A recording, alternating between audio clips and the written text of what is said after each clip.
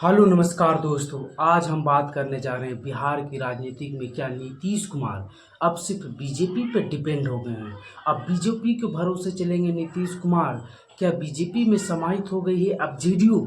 जी हाँ, ये सवाल अब लाजमी उठना तय हो गया है। और नीतीश कुमार को लेकर जो उनके कड़क फैसलों को लेकर उन्हें माना जाता था, अब तरह तरह की सवालें उठना शुरू हो गई।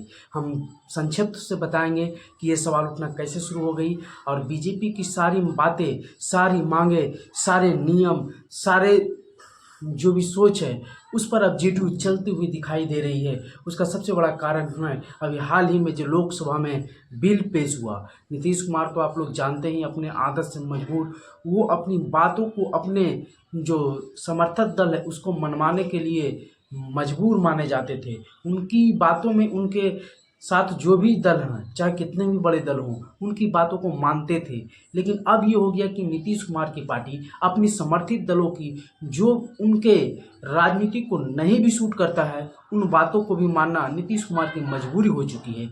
समझते हैं कैसे?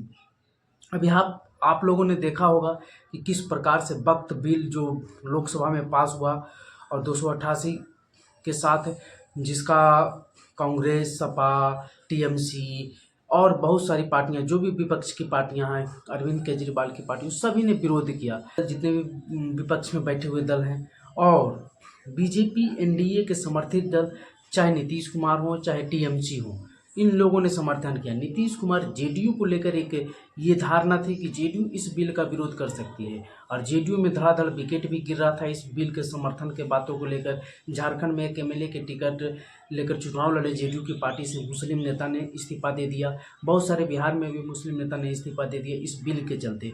और जो एमएलसी हैं बिहार में, नाम उनका भूल रहे, मुस्लिम ही हैं, उन्होंने भी चेतावनी दी नीतीश कुमार को और उन्होंने बोला कि सब दंगे हो गए हैं। मतलब कि सभी मुस्लिम नेता और जेडीयू में भी शामिल हैं और अलग भी हैं, उन लोगों ने इस बिल का विरोध किया। लेकिन ललन सिंह का लोकसभा में दहाड़ते हुए इस बिल का समर्थन किए और लोकसभा में जेडीयू के नेता वही हैं, मंत्री भी हैं, केंद्रीय मंत्री भी हैं, उन्होंने विपक्ष पर निशाना साधा। लालू यादव का वीडियो की भी बात हुई, सम्राट चौधरी ने उसे लगाया भी कि उन्होंने किस प्रकार से कहा था कि पटना की सभी चौराहों पर वक्फ बोर्ड का कब्जा है। हालांकि लालू यादव ने रात में उन्हें रिट्वीट, मतलब कि उस वीडियो को पूरा दिखाते हुए कहा कि गरीब मुसलमानों का हक छीना जा रहा है।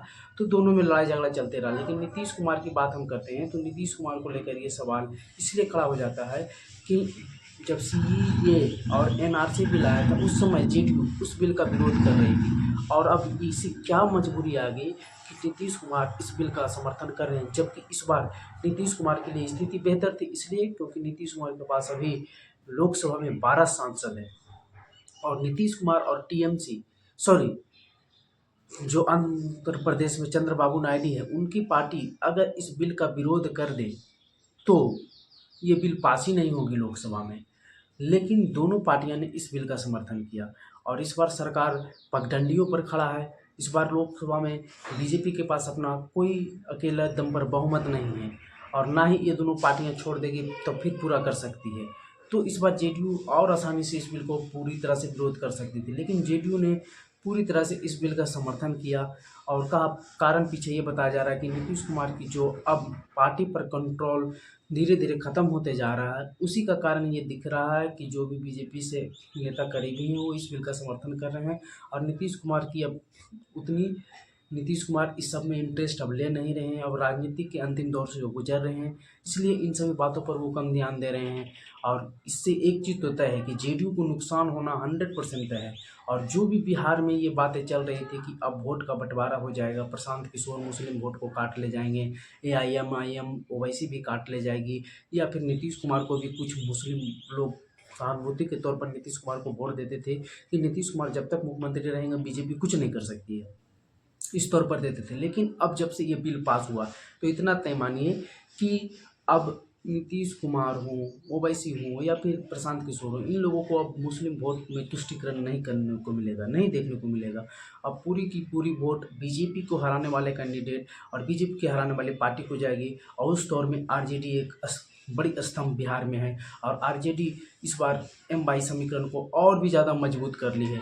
जो भी बेलागंज के चुनाव में थोड़ी मोड़ी घसकी थी उसे और भी मजबूत कर ली है इस बिल के माध्यम से। और आरजेडी प्रखर रही इस बिल को लेकर लोकसभा में। हालांकि प्रशांत किशोर ने भी इस बिल का विरोध किया और एआईएम ओवैसी तो पूरी तरह से इस बिल का विरोधी ही थे। लेकिन बात ये है कि बिहार में जो जीतेगा, उसी जो बीजेपी को हराएगा, उसी को मुस्लिम वोट इस पर जाएगा। और इसी को चलते जेडीयू को एक तो नुकसान ये हो गया कि मुस्लिम वोटों का जो भी थोड़ा मोड़ा पड़ता था, और खास करके पसमानदा मुसलमानों का वोट जो भी आता था, वो भी अब लेने से गया। प्लस ये हो गया कि अब बीजेपी जिस तरह से जेडीयू को चाह रही है, उस तरह से न चाह रही है। अभी हाल में देखा होगा, सम्राट चौधरी और विजय चौधरी, सॉरी ललन सिंह, दोनों मिलके जो मुख्य सचिव और अधिकारियों का मीटिंग करते हुए दिखे। तो नीतीश कुमार की जेडीयू से थोड़ी थोड़ी कंट्रोल अब हटती जा रही है। बात ये ही है। और जेडीयू जो केंद्र में बड़ी पार्टी बीजेपी के साथ अपना समर्थन देती रहती थी हमेशा से, लेकिन आप लोग साल 2013 में देखा होगा कि किस प्रकार से उन्होंने बीजेपी से सिर्फ प्रधानमंत्री नरेंद्र मोदी के चेहरा के नाम पर अपना समर्थन वापस कर लिया था। फिर 2015 में भी उन्होंने तेजस्वी का साथ दिया। तो जेडीयू कठोर फैसले लेने के लिए जानी जाती थी, लेकिन अब जेडीयू हमेशा बीजेपी के सभी फैसलों को मान्य मानती है। तो आपको ये वीडियो कैसा लगा विश्लेषण, आप अपनी राय जरूर बताइएगा। और आपको ये भी बताते चलिए कि सीएए बिल और एनआरसी तो छोड़िए, अब जो ये वक्त बिल है वो पूरी तरह से पास हो जाएगा। अब कन्फर्म मानिए, राष्ट्रपति से भी कुछ दिन में अप्रूवल हो जाएगा। तो वीडियो पर बने रहने के लिए धन्यवाद।